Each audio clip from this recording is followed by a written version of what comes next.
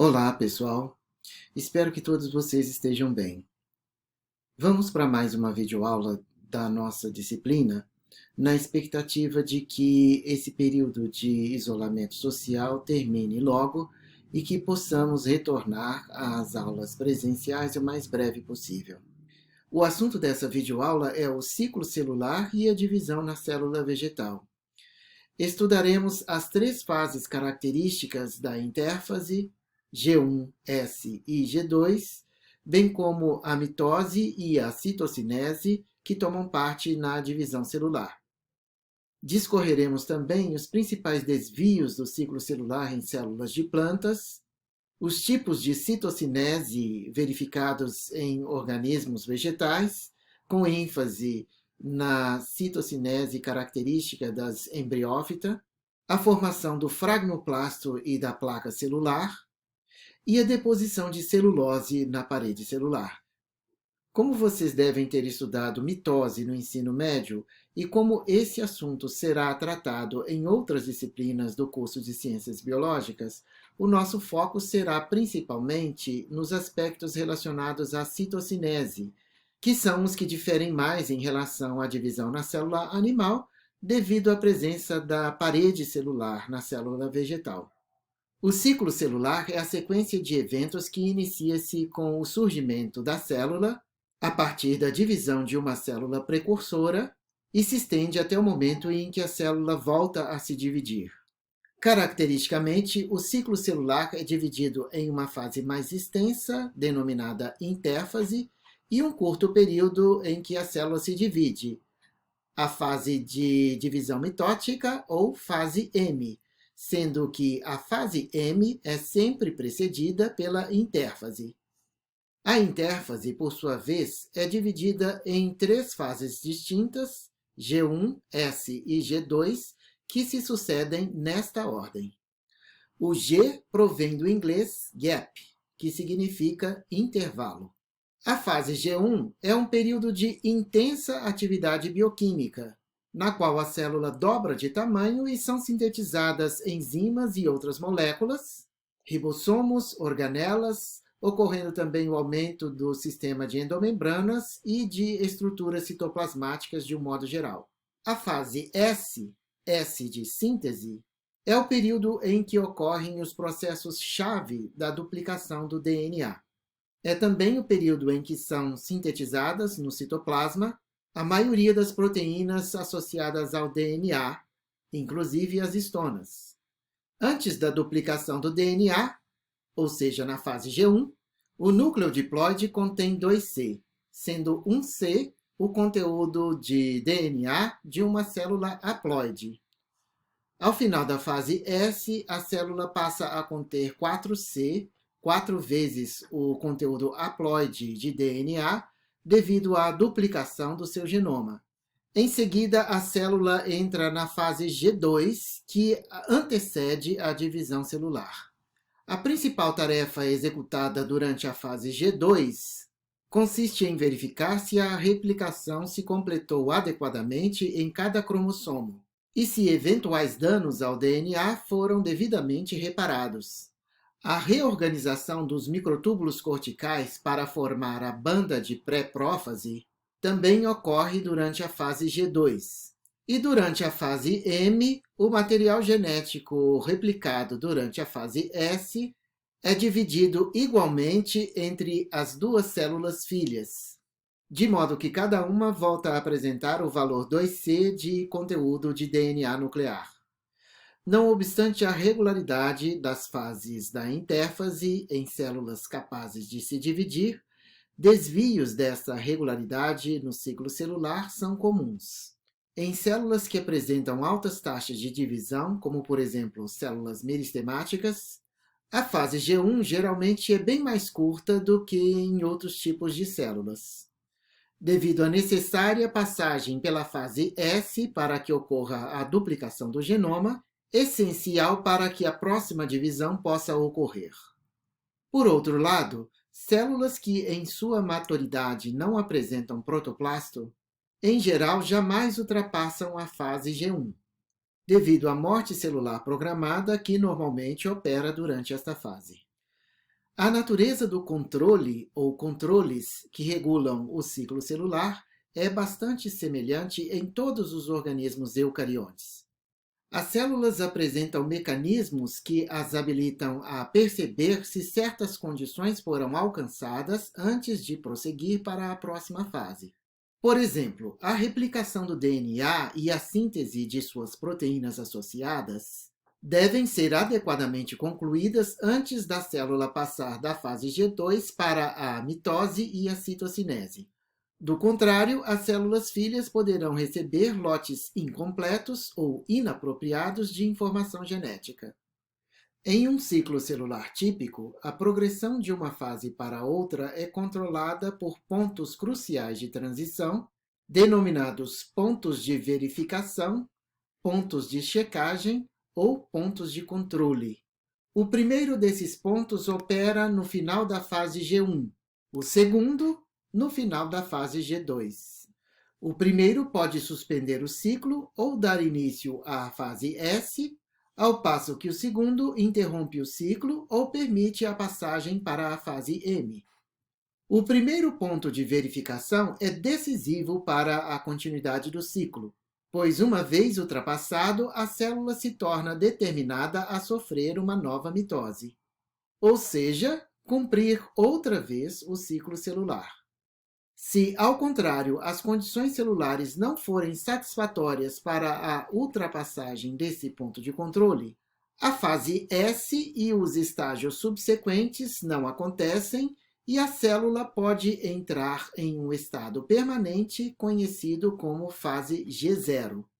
É o que geralmente acontece em células diferenciadas, especializadas no desempenho de uma determinada função, e que mantém protoplasto vivo na maturidade. A não ser que uma tal célula seja induzida a sair desta condição, por exemplo, por ação hormonal, ela permanece em G0. Um terceiro ponto de verificação, relacionado à formação do fuso mitótico, ocorre na fase M durante a metáfase e é capaz de deter a anáfase se um ou mais cromossomos não estiverem adequadamente unidos aos microtúbulos do fuso. Um desvio ainda mais intenso do ciclo celular normal leva as células a se tornarem endopoliploides. Uma célula endopoliploide apresenta 2 ou mais vezes a quantidade normal de DNA de uma célula diploide. O evento que leva à endopoliploidização é conhecido como endorreduplicação. E isso acontece porque nestas células, fases S se repetem sem que haja fases M intercaladas. Este é um dos modos pelos quais células de plantas aumentam a quantidade de DNA nuclear disponível para transcrição, comum em células que apresentam alta atividade de síntese, como, por exemplo, em tricomas glandulares. A progressão ao longo do ciclo celular depende da ação de proteínas quinases dependentes de ciclina, as CDKs.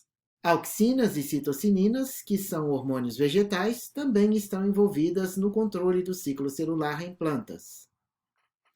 A divisão celular em organismos eucariontes multicelulares consiste em 2 estágios sequenciais que se sobrepõem, a cariocinese e a citocinese. A mitose, ou mais especificamente a cariocinese, consiste em um processo altamente coordenado que leva à divisão de um núcleo em 2 geneticamente idênticos. Em termos estruturais e funcionais, o mais importante é que cada nova célula herde uma réplica exata da informação genética de sua célula-mãe. A mitose é, então, um processo em que, com o auxílio do fuso mitótico, também conhecido como fuso acromático, os 2 conjuntos cromossômicos idênticos da célula-mãe são distribuídos equitativamente para as 2 células filhas. Por sua vez, a citocinese é um processo que divide a célula inteira em 2 novas células. Apesar da divisão com igualdade do núcleo, a citocinese pode ser desigual, resultando em 2 células com tamanhos diferentes. Isso é o que acontece, por exemplo, no início de processos de diferenciação ao longo da ontogenia. Muitos autores entendem a mitose como sinônimo de cariocinese, divisão do núcleo, ao passo que outros compreendem a mitose como correspondente à divisão da célula como um todo. A divisão celular desempenha papel importante no desenvolvimento e na reprodução de todos os organismos eucariontes, ocorrendo durante o crescimento e o desenvolvimento, da fase embrionária até o indivíduo adulto, para repor células em um indivíduo adulto, durante diferentes tipos de reprodução assexuada, por meio da qual originam-se novos indivíduos geneticamente idênticos ao progenitor, ou seja, clones, e durante algumas fases da reprodução sexuada, na qual novos indivíduos com diferentes combinações de genes de ambos os progenitores são formados. Como vocês devem ter estudado no ensino médio, a cariocinese é dividida em 4 diferentes fases: a prófase, a metáfase, a anáfase e a telófase. A prófase corresponde à fase inicial, em que as cromátides se tornam progressivamente mais condensadas. As cromátides irmãs são mantidas unidas por uma região mais estreita do cromossomo, denominada centrômero. Sobre o centrômero, em cada uma das cromátides, localiza-se uma placa de natureza proteica, a qual se liga a microtúbulos que compõem as fibras do fuso. Esta placa recebe o nome de cinetócoro. O aparato do fuso mitótico se organiza no citoplasma também durante a prófase. Próximo ao fim da prófase, o nucleolo progressivamente se torna menos discernível e desaparece. Simultaneamente, ou logo em seguida, o envoltório nuclear se torna fragmentado e se desorganiza, evento que marca o final da prófase. Durante a metáfase, segunda fase da cariocinese, feixes de microtúbulos que constituem o aparato do fuso mitótico conduzem as cromátides para um mesmo plano, formando a chamada placa metafásica, onde os cromossomos permanecem temporariamente alinhados. O fuso mitótico é constituído por 2 tipos de microtúbulos: os microtúbulos de cinetócoros, feixes de microtúbulos que se ligam aos centrômeros das cromátides irmãs e que se estendem até os polos do fuso, e os microtúbulos polares, que também se estendem até os polos do fuso, porém não se ligam aos cromossomos e podem se sobrepor. Como já foi dito, somente após todas as cromátides se encontrarem adequadamente ligadas aos filamentos do fuso, a célula passa para a fase seguinte. Na anáfase, terceira fase da cariocinese, as cromátides irmãs se separam, cada cromátide tornando-se agora um cromossomo isolado. Os cromossomos, então, migram para os polos do fuso.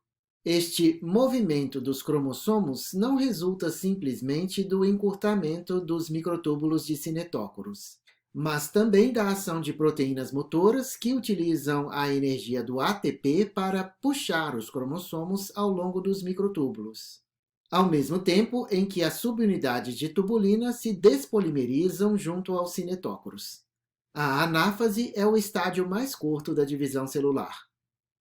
A telófase, última fase da cariocinese, inicia-se quando os cromossomos alcançam polos opostos da célula. Os processos parciais essenciais que operam durante a prófase transcorrem em ordem e direção contrárias durante a telófase. O aparato do fuso se desfaz e o envoltório nuclear se reconstitui em torno de cada um dos grupos de cromossomos. Estes, inicialmente muito condensados, se descondensam até que o conteúdo nuclear volte a apresentar a característica configuração em eucromatina e heterocromatina presente no núcleo interfásico. Muito rapidamente, os nucleolos são também novamente constituídos. A duração da cariocinese varia conforme o tecido e o organismo ao qual a célula pertence. Porém, a prófase é sempre a fase mais longa e a anáfase a mais curta. Neste ponto, é importante salientar que, entre os organismos vegetais, existem vários tipos de citocinese, sendo os três mais comuns a citocinese por constrição, a citocinese mediada por ficoplasto e a citocinese mediada por fragmoplasto. Em algas unicelulares destituídas de parede celular, a célula se divide pela formação de uma constrição mediana, que é resultante da ação do citoesqueleto promovendo a invaginação da membrana plasmática em ambos os polos da célula-mãe, até a sua separação em duas células filhas.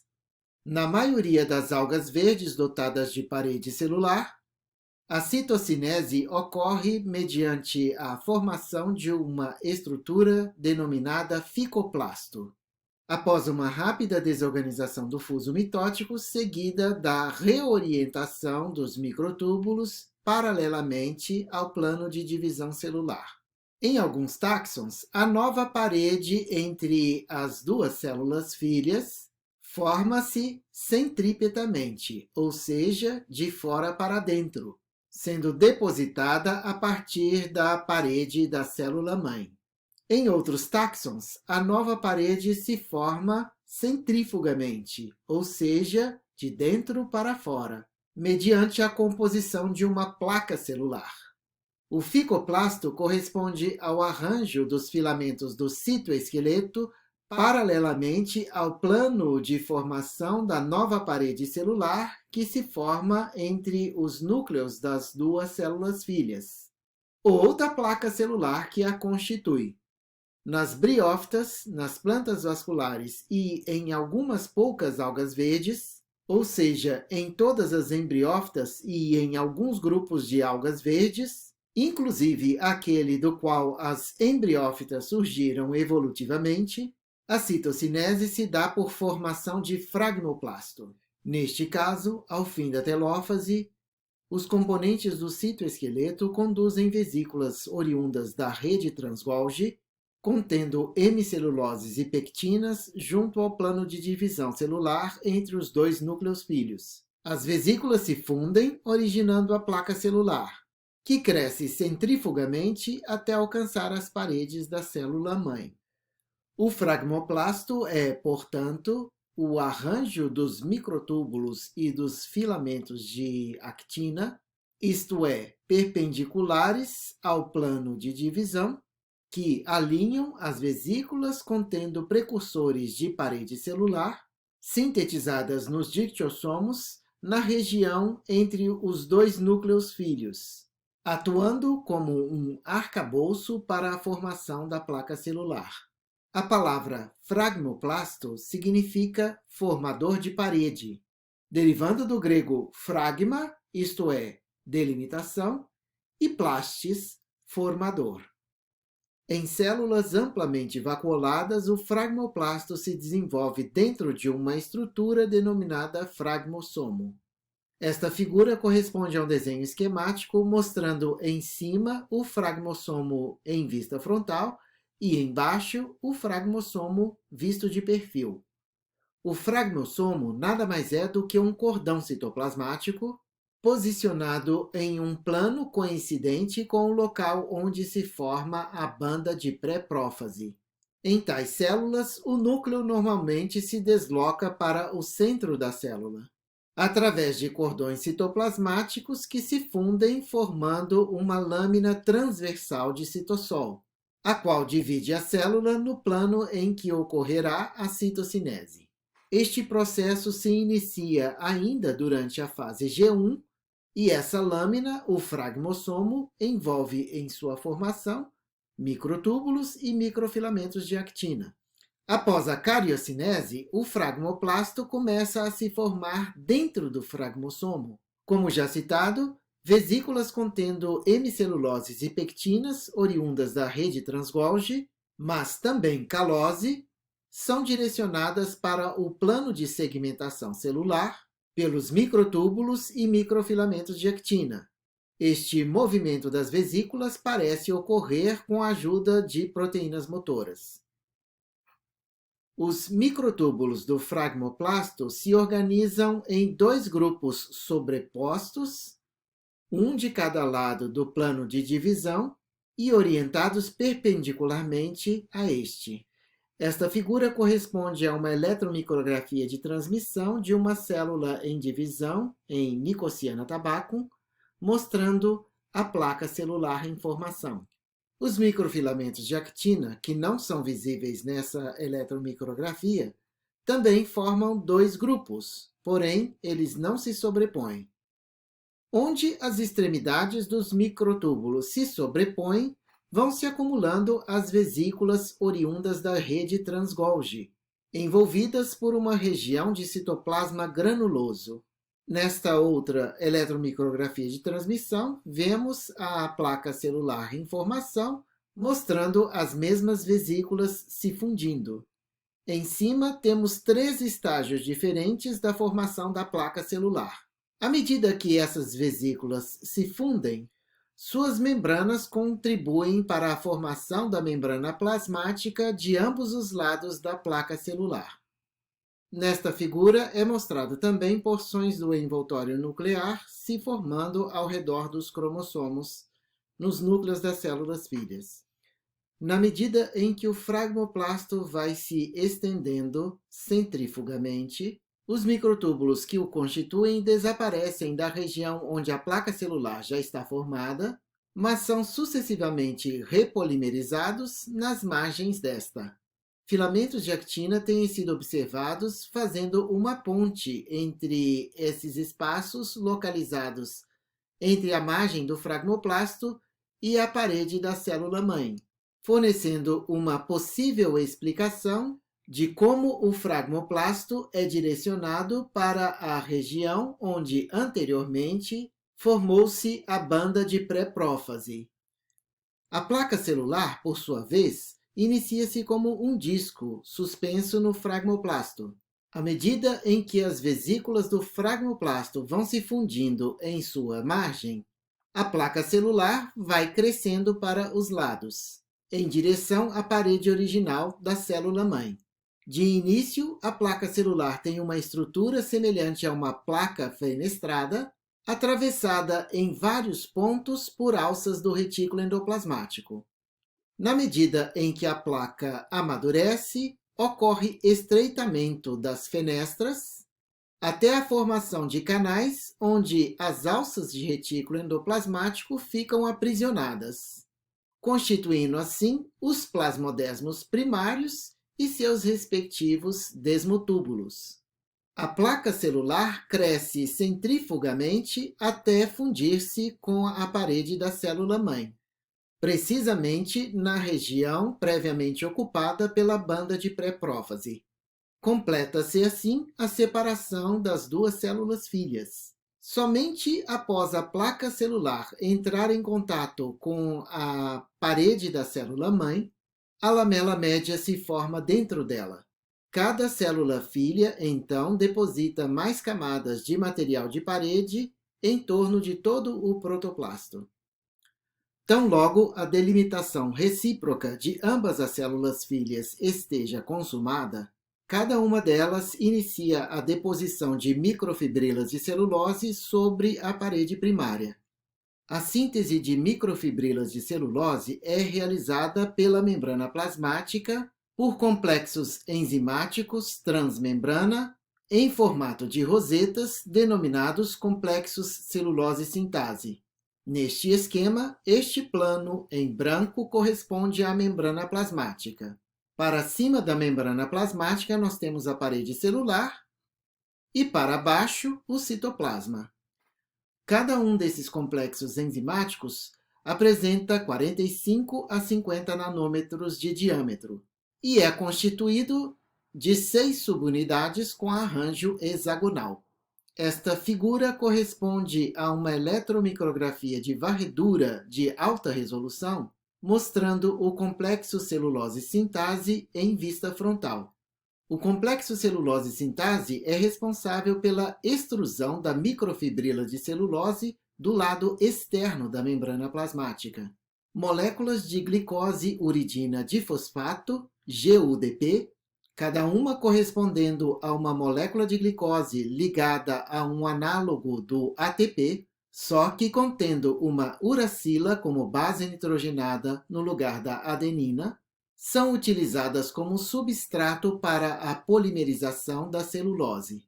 As moléculas de GUDP são sintetizadas no citoplasma, sendo necessárias condições especiais para que ocorra a reação que as converte em celulose, como baixo teor de íons cálcio, alto teor de magnésio e pH em torno de 7,2. Essas condições estão presentes no lado interno da membrana plasmática. No lado externo da membrana, onde a celulose é depositada, o teor de cálcio é alto, o de magnésio é baixo e o pH é de 5,5, estando ausentes as moléculas de GUDP. Na medida em que a glicose uridina difosfato reage com os complexos celulose-sintase, os monômeros de glicose vão sendo ligados covalentemente a microfibrilas de celulose, que é depositada do lado de fora da membrana plasmática, ao passo que as unidades de uridina difosfato são liberadas no citossol e podem ser recicladas. Os complexos celulose-sintase se movem no plano da membrana plasmática e, em sua face voltada para o citoplasma, eles se ligam aos microtúbulos corticais. Desse modo, o movimento dos complexos enzimáticos parece ser orientado pelos microtúbulos corticais subjacentes, embora se desconheça o mecanismo com o qual esses complexos se ligam aos microtúbulos. Este possivelmente é o mecanismo através do qual os microtúbulos, indiretamente, controlam a orientação das microfibrilas de celulose na parede celular. Os complexos celulose-sintase podem eventualmente formar grandes aglomerados, movendo-se coletivamente no plano da membrana, de modo a originar as macrofibrilas de celulose. Esse slide sintetiza as etapas da divisão celular, como acabamos de ver. Temos aqui a célula em intérfase, durante a prófase com a banda pré-profásica, durante a metáfase com o fuso mitótico e a placa metafásica, após a telófase com o fragmoplasto. Observem os dictiossomos liberando as vesículas, contendo material de parede para a formação da placa celular. A placa celular se estende, então, centrifugamente, e à medida que ela amadurece, formam-se os plasmodesmos nos locais onde ela é atravessada pelo retículo endoplasmático. Completada a citocinese, temos a formação da lamela média e a deposição de camadas adicionais de parede primária sobre a parede da célula-mãe. Durante o crescimento das células filhas, a parede da célula-mãe sofre estiramento, sendo finalmente eliminada, ao passo que novas camadas de celulose e de componentes da matriz não celulósica, ou seja, hemiceluloses, pectinas, glicoproteínas, etc., são depositadas na parede primária das células filhas. Bem, pessoal, com esta videoaula nós concluímos o segundo módulo sobre a célula vegetal, que abordou a parede, o ciclo e a divisão celular.